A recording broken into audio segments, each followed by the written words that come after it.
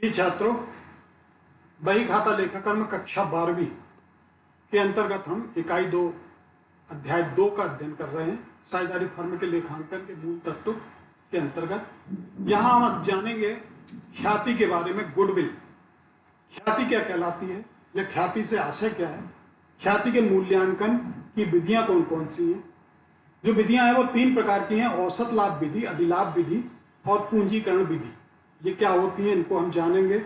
साथ ही ख्याति मूल्यांकन को व्यवहारिक रूप से हम ख्याति किस प्रकार से उसका मौद्रिक मूल्यांकन निकालते हैं, इससे संबंधित अभ्यास प्रश्नों को भी हम यहाँ पर देखेंगे। तो यहाँ हम सबसे पहले जानते हैं कि जो ख्याति का मूल्यांकन है वो किन स्थितियों में किया जाता है। ख्याति जो है इसकी आवश्यकता जो है किन किन स्थितियों में होती है। तो सबसे पहला, जैसा कि पिछले अध्याय में बताया था, साझेदारों के लाभ व हानि अनुपात में परिवर्तन होने पर, फिर साझेदारों के प्रवेश करने पर, फिर साझेदारों के अवकाश ग्रहण करने पर, फिर इसके बाद साझेदार की मृत्यु हो जाती तो इस स्थिति में, और इसके अलावा साझेदारी फर्म के समापन पर जब व्यवसाय का विक्रय हो रहा तब इस स्थिति में इसका मूल्यांकन किया जाता है। साथ ही साझेदारी फर्म का यदि संविलियन या विलय किसी अन्य फर्म में किया जा रहा है तब इस स्थिति में हम मूल्यांकन ख्याति का करते हैं। ख्याति के जो मूल्यांकन की विधियां हैं वो 3 प्रकार की हैं: औसत लाभ विधि, अधिलाभ विधि और पूंजीकरण विधि।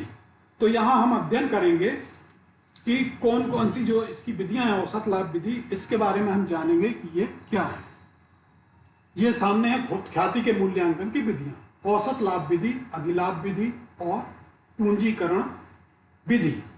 पूंजीकरण विधि को जो 2 भागों में बांटा है, औसत लाभ का पूंजीकरण विधि और अधिलाभ का पूंजीकरण विधि। इसके माध्यम से हम 5 प्रकार से ख्यातियों के मूल्यांकन को करते हैं, जो कि ये ख्याति के मूल्यांकन की विधियां कहलाती हैं। तो सबसे पहले यहां हम चलते हैं कि औसत लाभ विधि क्या है।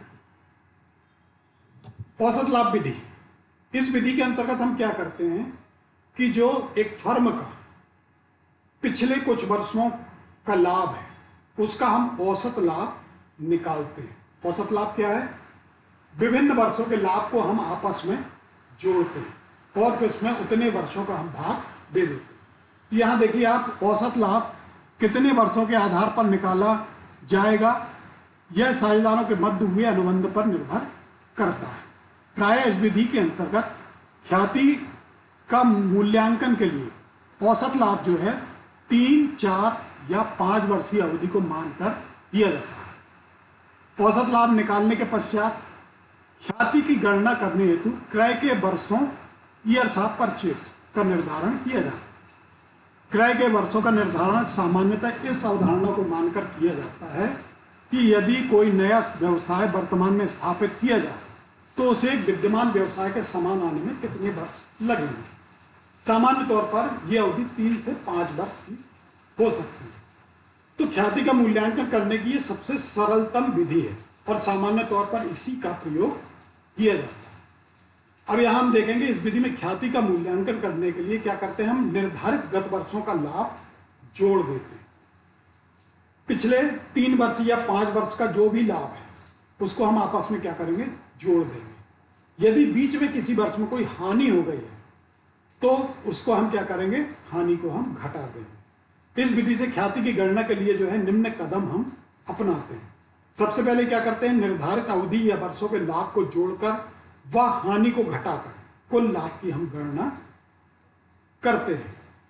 जैसे उदाहरण के लिए यदि 3 वर्षों का लाभ 5,000, 10,000, 15,000 है तो यहाँ पर 15, 10, 25 और 5, 30। अब चौथे वर्ष का लाभ मान लीजिए 5,000 की हानि है तो उसमें हम 5,000 माइनस कर देंगे तो टोटल कुल लाभ जो हो गया, सकल लाभ यहाँ पर कितना हो गया, 25,000। तो पहला कदम ये हो गया कुल लाभ की गणना करना। दूसरा, औसत लाभ की गणना करना, अर्थात जितने वर्षों का हमने लाभ और हानि को मिलाकर जोड़ा है उसमें हम उतने वर्षों का क्या कर देंगे, भाग देंगे।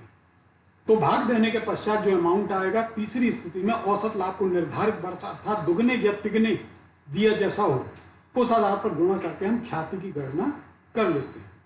तो यहाँ ये सूत्र दिया है जो आपको ख्याति गणना का सूत्र, औसत विधि द्वारा ख्याति की गणना निम्न सूत्रों से की जाती है। ख्याति बराबर औसत लाभ गुणित क्रय के वर्ष। तो ये विधि है औसत लाभ विधि। इसमें हम एक जुड़े हुए से कुछ व्यवहारिक प्रश्नों को देखेंगे। ये है, यहाँ पर उदाहरण के लिए दिया है आपके सामने, एक फर्म की ख्याति का मूल्य जो है 5 वर्ष के औसत लाभ के दुगने के बराबर होगा। यह ध्यान दें, औसत लाभ के दुगने के बराबर। तो पिछले 5 वर्ष का जो लाभ है 15,000, 12,000, 17,000, 16,000 और 15,000 रुपये। तो ख्याति का हमें मूल्य निकालना है। पिछले 5 वर्षों के लाभ का जो योग है, पिछले 5 वर्षों के जो लाभ का योग है यहाँ पर 15,000, 12,000, 17,000, 16,000 प्लस 15,000, ये सब हमने क्या किया, टोटल कर दिया। यहाँ पर टोटल हो गया कितना, 75,000। ये ध्यान दें, यहाँ पर पूरे जो क्रम से 5 साल है, उन 5 साल के लाभों को हमने क्या कर दिया, जोड़ दिया। फिर औसत लाभ बराबर क्या बताता है हमें कि 5 वर्षों का लाभ बटे कुल वर्ष। तो यहाँ 75,000 कुल 5 वर्ष का लाभ आया, उसमें हमने 5 का भाग दिया यहाँ पर, तो टोटल आया 15,000। तो ये औसत लाभ जो है 5 वर्षों का कितना आया, 15,000 रुपये। अब यहाँ पर ख्याति बराबर औसत लाभ गुणित क्रय के वर्ष, सूत्र है ये। तो ख्याति का मूल्य 15,000 गुणित 2 बराबर 30,000 रुपये। ये इस प्रकार से ये ख्याति जो है वो 30,000 रुपये निर्धारित हो। दूसरा सवाल है, यहाँ एक फर्म की जो ख्याति गत 4 वर्षों के औसत लाभ के 3 गुणों के बराबर आंकी जाती है। कितना, 3 गुने के बराबर। ख्याति की राशि ज्ञात कीजिए जबकि 4 वर्ष के लाभ हानि इस प्रकार। प्रथम वर्ष में लाभ है 15, द्वितीय में 2,000 हानि है, ध्यान दें यहाँ 2,000 हानि। तृतीय वर्ष में 8,000 लाभ है, चतुर्थ वर्ष में हानि 5,000 है। तो यहाँ लाभ 15,000 और 8,000 और हानि 2,000 और 5,000। अब यहाँ पर हम सवाल में देखिए क्या करेंगे, 15,000 जो है पहले वर्ष का लाभ हो गया, माइनस 2,000 ये दूसरे वर्ष की हानि हो गई, तीसरे वर्ष का लाभ हो गया 8,000 और हानि हो गई चौथे वर्ष की 5,000।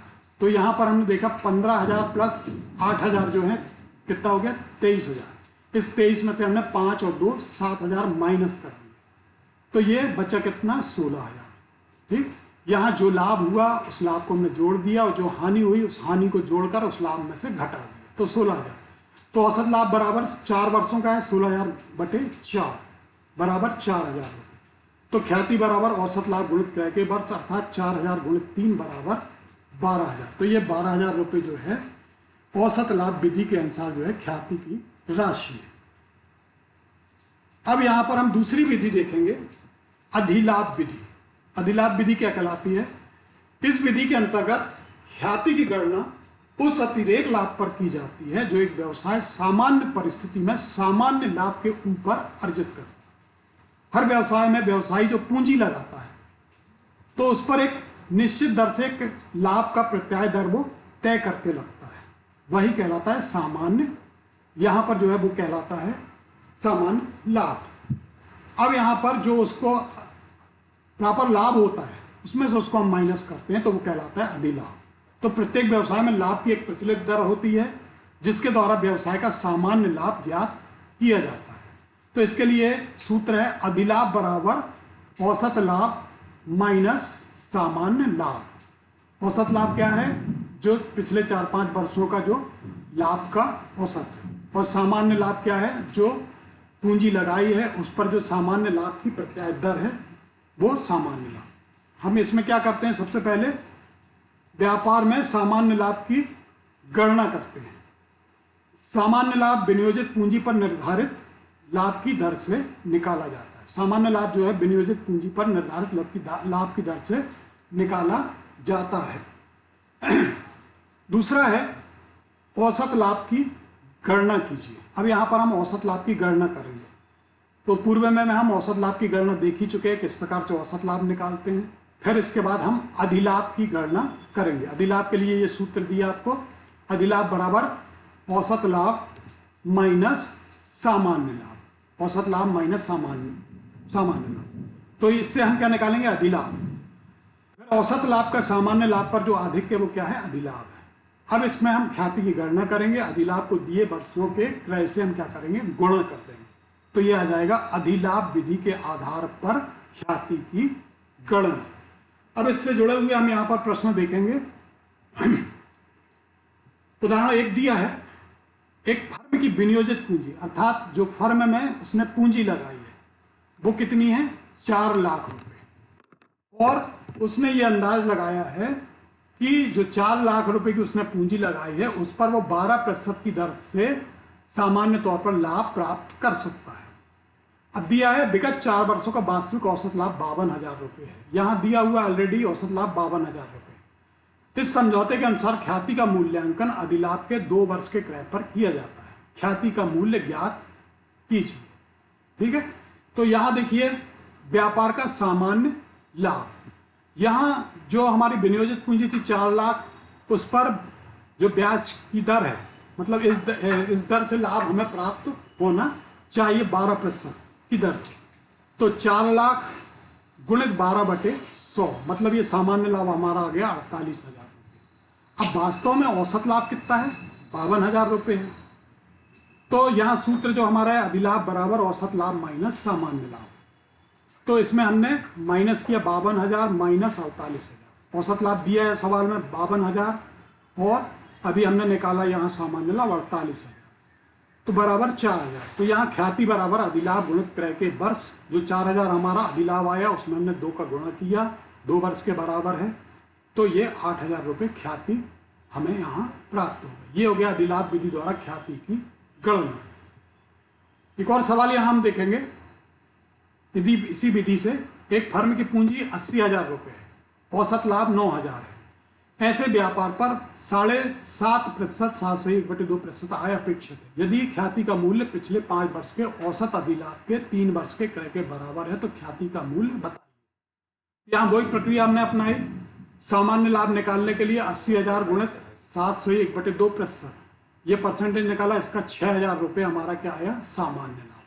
औसत लाभ ये 9,000 रुपये सवाल में दिया हुआ है, तो ये हमने निकाला। यहाँ पर 3 वर्षों का औसत अधिलाभ निकाल लिया हमने, 9,000 माइनस 6,000, ठीक, औसत लाभ माइनस सामान्य लाभ, तो ये आया 3,000 रुपये। अब यहाँ पर ख्याति का मूल्य 3 वर्षों के औसत अधिलाभ के 3 गुने के बराबर, अर्थात 3,000 गुणित 3 बराबर 9,000 रुपये।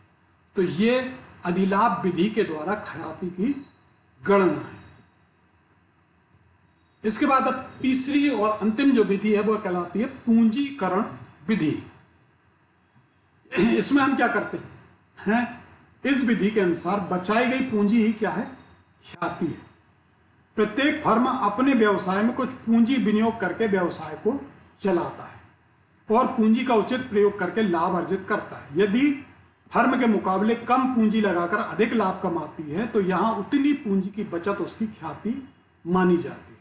अर्थात यहाँ हम देखते हैं कि एक फर्म में व्यवसायी जो पूंजी लगाकर व्यवसाय चलाता है वो उस पूंजी का उपयोग करके अधिक से अधिक लाभ कमाना चाहता है। अब यहाँ यदि फर्म में कम से कम पूंजी लगाकर अधिक से अधिक लाभ वो कमाता है तो जितनी पूंजी उसकी बच रही है वो उसकी क्या है, ख्याति। इस विधि के अंतर्गत ख्याति की गणना की 2 विधियां प्रचलित हैं। एक है औसत लाभ का पूंजीकरण और दूसरा है अधिलाभ का पूंजीकरण। तो पहली जो औसत लाभ का पूंजीकरण है, इस विधि के अनुसार पूंजीकृत औसत लाभ का वास्तविक विनियोजित पूंजी पर आधिक्य ख्याति जो है वो मानी जाती है। अन्य शब्दों में जो हमने पूंजी लगाई है अर्थात शुद्ध संपत्ति को औसत लाभ के पूंजीकृत मूल्य में से घटा दिया जाता है। तो यहाँ पर विनियोजित पूंजी जो है, इसका सूत्र यहाँ देखें, साधारणतः विनियोजित पूंजी दी हुई होती है। यदि विनियोजित पूंजी नहीं दी है तो इसकी गणना हम इस प्रकार करेंगे, विनियोजित पूंजी बराबर कुल संपत्ति ख्याति छोड़कर व्यवसाय की जो संपत्ति है उसको हम बाह्य दायित्व से माइनस कर देंगे, तो क्या आ जाएगी व्यवसाय की विनियोजित पूंजी। फिर दूसरा सूत्र इसमें आता है औसत लाभ का पूंजीकरण मूल्य। यहाँ हम औसत लाभ ज्ञात करेंगे और फिर जो सामान्य ब्याज की दर है उसको हम 100 से मल्टीप्लाई करेंगे, तो यहाँ जो है पूंजीकरण मूल्य आ जाएगा। तो फिर इसके बाद ख्याति बराबर औसत लाभ का पूंजीकरण मूल्य माइनस विनियोजित पूंजी, ये हम करेंगे तो यहाँ पर ख्याति हमें प्राप्त हो जाएगी। इसमें जो दूसरी विधि है अधिलाभ का पूंजीकरण, ये पूंजीकरण विधि जो है इसके द्वारा ख्याति की गणना करने की वैकल्पिक विधि है। इस विधि द्वारा ख्याति की राशि वही होगी जो अधिलाभ के पूंजीकरण द्वारा प्राप्त होती है। इस विधि के अंतर्गत ख्याति की गणना जो है हम निम्न सूत्रों के द्वारा कर सकते हैं। ख्याति बराबर अधिलाभ बटे सामान्य ब्याज दर गुणित 100। ये क्या है? अधिलाभ का पूंजीकरण। अब यहां हम इससे जुड़े हुए दो व्यवहारिक प्रश्नों को देखेंगे।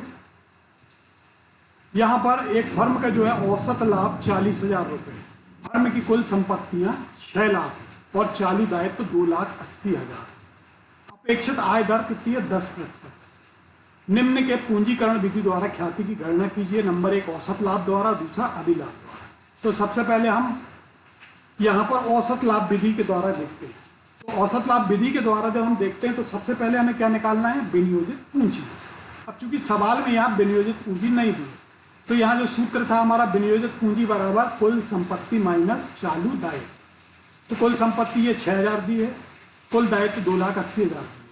तो ये टोटल कितना हो गया? 3,20,000। ये क्या निकल आया? 6 लाख में से 2,80,000 माइनस किया तो औसत लाभ के आधार पर हमें विनियोजित पूंजी यहाँ प्राप्त हो गई। अब यहाँ पर औसत लाभ का हम पूंजीकरण मूल्य निकालेंगे। तो हमारा जो व्यवसाय में संलग्न पूंजी है वो कितनी है? औसत लाभ कितना है? 40,000 रुपये। तो सूत्र क्या कहता है? औसत लाभ गुणित 100 बटे सामान्य ब्याज दर।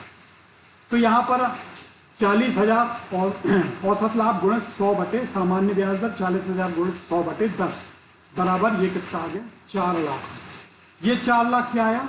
औसत लाभ का पूंजीकरण मूल्य, अर्थात जो हमें औसत लाभ प्राप्त हुआ है उस औसत लाभ में कितनी पूंजी लगना चाहिए। तो ये हमें बता रहा है कि यदि 40,000 रुपये औसत लाभ है तो 10% की दर से जो है विनियोजित पूंजी कितना होना चाहिए? 4। तो यहाँ ख्याति बराबर सूत्र है औसत लाभ का पूंजीकरण मूल्य माइनस विनियोजित पूंजी। तो हमारे पास औसत लाभ का हमने पूंजीकरण मूल्य ज्ञात कर लिया 4 लाख और विनियोजित पूंजी हमने निकाल ली 3,20,000। हमने यहाँ इसमें से माइनस किया तो क्या आ गई? ख्याति 80,000 रुपये। तो ये हमारी क्या हो गई? ख्याति 80,000। अब इसी को हम देखते हैं अधिलाभ के आधार पर। जो दूसरी विधि हमारी है पूंजीकरण विधि के अंतर्गत अधिलाभ के द्वारा। तो यहाँ पर जो है सामान्य लाभ बराबर 3,20,000 गुणित 10 बटे 100, अर्थात विनियोजित पूंजी जो अभी हमने यहाँ से निकाली थी। विनियोजित पूंजी 3,20,000, कुल संपत्ति माइनस कुल चालू दायित्व गुणित जो अपेक्षित आय की दर 10%, 10 बटे 100। तो सामान्य लाभ बराबर कितना आ गया? 32,000 रुपये। औसत लाभ जो है वो हमारा ऑलरेडी सवाल में दिया हुआ है 40,000 रुपये। तो यहाँ हमने औसत लाभ बराबर 40,000, तो अधिलाभ बराबर जो है 40,000 माइनस 30,000 रुपये, अर्थात यहाँ पर जो है औसत लाभ माइनस सामान्य लाभ। ये क्या आ गया? अधिलाभ। जो शुरू में बताया था कि आपका औसत लाभ माइनस सामान्य लाभ बराबर क्या होता है? अधिलाभ। तो ये क्या आ गया? अधिलाभ बराबर 8,000 रुपये। अब ख्याति का सूत्र यहाँ पर क्या कहता है? अधिलाभ बटे सामान्य ब्याज दर गुणित 100। तो हमारा अधिलाभ जो है वो कितना है? 8,000 रुपये अभी हमें यहाँ प्राप्त हुआ बटे 10, जो यहाँ पर अपेक्षित आय दर 10% दी थी ये। तो 8,000 बटे 10 गुणित 100 बराबर 80,000 रुपये। तो ये दूसरा हमारी अधिलाभ विधि के आधार पर जो है यहाँ पर 80,000 रुपये की ख्याति हमें प्राप्त हो गई। तो यहाँ पर हमने जाना कि तीनों विधियों के आधार पर औसत लाभ विधि, अधिलाभ विधि और पूंजीकरण विधि द्वारा ख्याति की गणना हम किस प्रकार से करते हैं, इसको यहाँ पर हमने सैद्धांतिक तौर पर और व्यवहारिक तौर पर दोनों रूपों में जाना। यहाँ से जुड़े हुए कुछ प्रश्न हैं। पहला प्रश्न जो है साझेदारी फर्म की दशा में ख्याति का मूल्यांकन किन स्थितियों में किया जाता है, अर्थात ऐसी कौन सी स्थितियां हैं जिन स्थितियों में हम ख्याति का मूल्यांकन करते हैं। अगर दूसरा जो अभी मैंने बताया ख्याति के मूल्यांकन की विधियां कौन कौन सी हैं, औसत लाभ विधि, अधिलाभ विधि, पूंजीकरण विधि, इनको उदाहरण सहित आपको विस्तार से समझाना है। और अंतिम में ख्याति के मूल्यांकन की विभिन्न विधियों के अंतर्गत अभ्यास के प्रश्नों को हल करना है।